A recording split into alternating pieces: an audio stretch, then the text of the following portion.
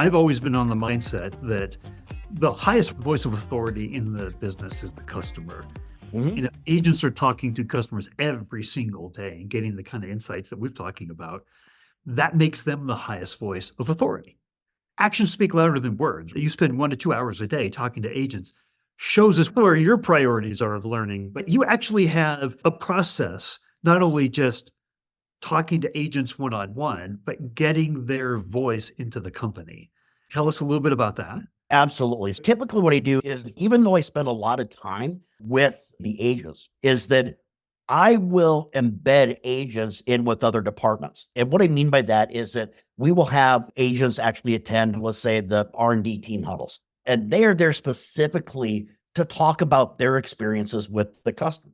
Now, this isn't something that you can just probably go and flip a switch and say, hey, I'm doing this tomorrow. It's really about culture and making sure that you have that culture. But getting the buy-in and trying to embed that agent experience in with other departments is absolutely critical. It's important because it gives them the opportunity to hear directly from the people that are talking with the customer what's happening, what's the feedback. But it also empowers your agent to be able to go in and say, you know what, they do care. Because I think where a lot of agents get into trouble is, you know what, I'm just one person, but what am I going to do? The reality is that they're not using their voice. There's nothing we can do.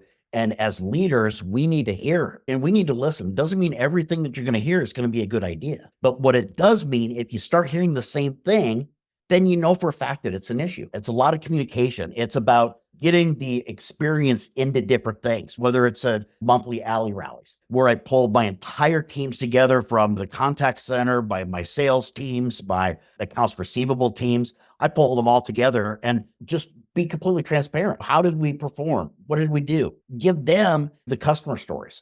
And then we have a monthly global meeting where we pull into other departments into our conversations so that they understand what the priorities are from an engineering perspective.